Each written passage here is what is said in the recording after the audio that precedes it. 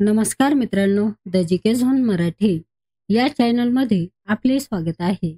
आज आपण स्पर्धा परीक्षांसाठी आवश्यक असलेले 24 सप्टेंबर 2025च्या चालू घडामोडी पाहणार आहोत. चला तर सुरू करूया. के व्हिसा सुरू करण्याची घोषणा कोणत्या देशाने केली आहे? नवा के व्हिसा सुरू करण्याची घोषणा चीन या देशाने केली आहे. अमेरिकेने H-1B व्हिसाची फी वाढवल्यामुळे 88 लाख पर्यंत केले. चीनने या संधीचा फायदा घेत जागतिक प्रतिभेला आपल्याकडे खेचण्याचा प्रयत्न सुरू केला आहे. हा व्हिसा तरुण विज्ञान आणि तंत्रज्ञान तज्ज्ञांसाठी आहे, जो 1 ऑक्टोबर 2025 पासून लागू होईल. तो अमेरिकेच्या H-1B व्हिसासारखा आहे, ज्यामुळे परदेशी स्टेम व्यावसायिकांना सहज प्रवेश मिळेल आणि नोकरीच्या ऑफरची गरज नाही. ही घोषणा ऑगस्ट 2025 मध्ये स्टेट काउन्सिलने केली. चीन हा जगातील स्टील आणि तंबाखूचा सर्वात मोठा उत्पादक देश आहे. पंतप्रधान मोदींच्या भाषणावर आधारित सबका साथ सबका विकास सबका विश्वास और सबका प्रयास या शीर्षकाच्या पुस्तकाचे विमोचन कोणी केले? उपराष्ट्रपती CP राधाकृष्णन यांनी केले. उपराष्ट्रपती श्री CP राधाकृष्णन यांनी पंतप्रधान श्री नरेंद्र मोदी यांच्या निवडणूक भाषणांचे 2 खंडाचे विमोचन केले आहे, ज्यामध्ये शीर्षक सबका साथ सबका विकास सबका विश्वास सबका प्रयास असे आहे. हे विमोचन 22 सप्टेंबर 2025 रोजी नवी दिल्लीत माहिती व प्रसारण मंत्रालयाच्या आयोजनात झाले. या खंडामध्ये पंतप्रधानाच्या दुसऱ्या कार्यकाळाच्या 4थ्या आणि 5व्या वर्षातील भाषणे आणि मन की बात संबोधने समाविष्ट आहेत. पंतप्रधान सूर्यघर योजनेअंतर्गत गुजरातचे 4थे सौर गाव कोणते बनले आहे? पंतप्रधान सूर्यघर योजनेअंतर्गत गुजरातचे 4थे सोलर व्हिलेज धोर्डो हे बनले आहे. धोर्डो हे गुजरातचे कच्छ जिल्ह्यात आहे. हे गाव संयुक्त राष्ट्रांच्या जागतिक पर्यटन संघटनेने सर्वोत्तम पर्यटन गाव म्हणून ओळखले आहे. येथील 81 घरांवर एकूण 177 किलोवॅट क्षमतेचे सौर पॅनल बसवण्यात आले असून ते वर्षाकाठी अंदाजे 2.95 लाख युनिट वीज निर्माण करेल. पंतप्रधान नरेंद्र मोदी यांनी 20 सप्टेंबर 2025 रोजी भावनगर येथील समुद्र से समृद्धी कार्यक्रमात हे समर्पित केले. यापूर्वी 3 गावे सौर गावे बनली होती: सुखी खेडा जिल्ह्यात, मुंडेरा मेहसाणा जिल्ह्यात आणि मसाली बनासकांठा येथे. औद्योगिक पार्क रेटिंग प्रणाली 3.0 चे उद्घाटन कोणी केले? औद्योगिक पार्क रेटिंग प्रणाली 3.0 चे उद्घाटन पीयूष गोयल यांनी केले.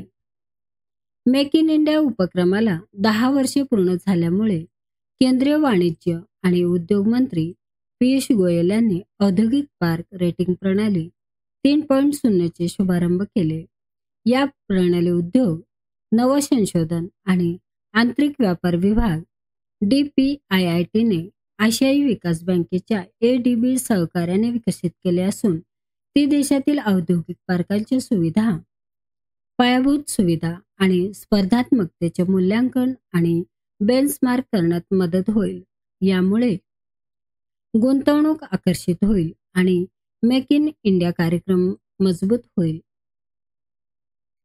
भारतातील सर्वात वेगवान एकदिवसीय शतक झळकवणारे भारतीय खेळाडू कोण बनले आहे?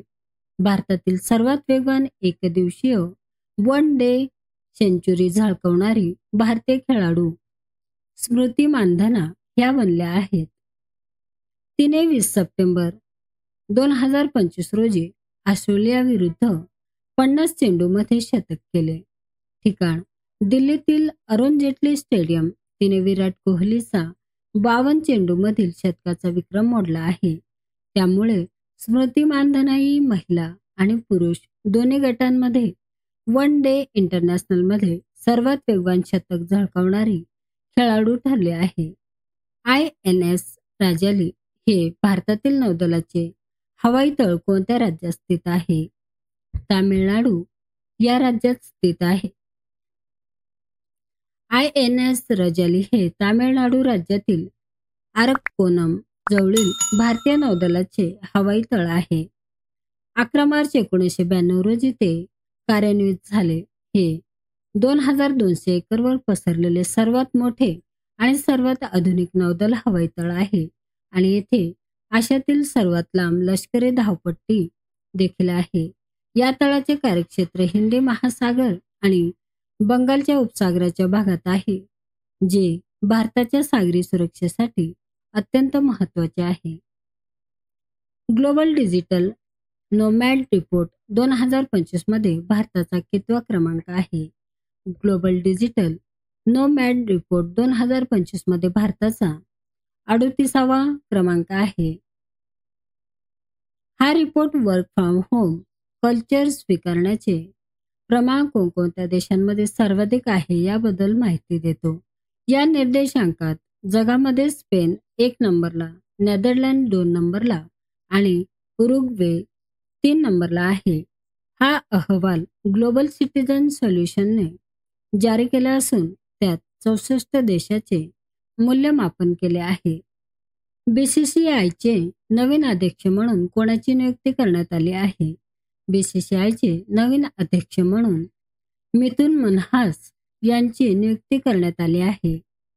माजी अध्यक्ष रॉजर बिन्नी यांनी पदाचा राजीनामा दिल्यानंतर दिल्लीचे माजी क्रिकेटपटू मिथुन मनहास यांची या पदासाठी निवड झाली. यापूर्वी BCCIचे उपाध्यक्ष राजीव शुक्ला यांनी हंगामी अध्यक्ष म्हणून जबाबदारी सांभाळली होती. सौदी अरेबिया आणि पाकिस्तान यांच्यात झालेल्या धोरणात्मक परस्पर संरक्षण कराराचे मुख्य वैशिष्ट्य काय आहे? एका देशावरील हल्ला हा दोन्ही देशावरील हल्ला मानणे हा आहे. सौदी अरेबिया आणि पाकिस्तान यांच्यात 17 सप्टेंबर 2025 रोजी रियाद येथे स्ट्रॅटेजिक म्युच्युअल डिफेन्स एग्रीमेंट नावाने ओळखला जाणारा धोरणात्मक परस्पर संरक्षण करार करण्यात आला. त्याचे मुख्य वैशिष्ट्य म्हणजे दोन्ही देशांपैकी कोणत्याही एकावर आक्रमण झाल्यास ते दोन्ही देशांवर आक्रमण मानले जाईल. मित्रांनो, चॅनल आवडला असेल तर प्लीज नक्कीच सबस्क्राईब करा, व्हिडिओ लाईक करा. धन्यवाद.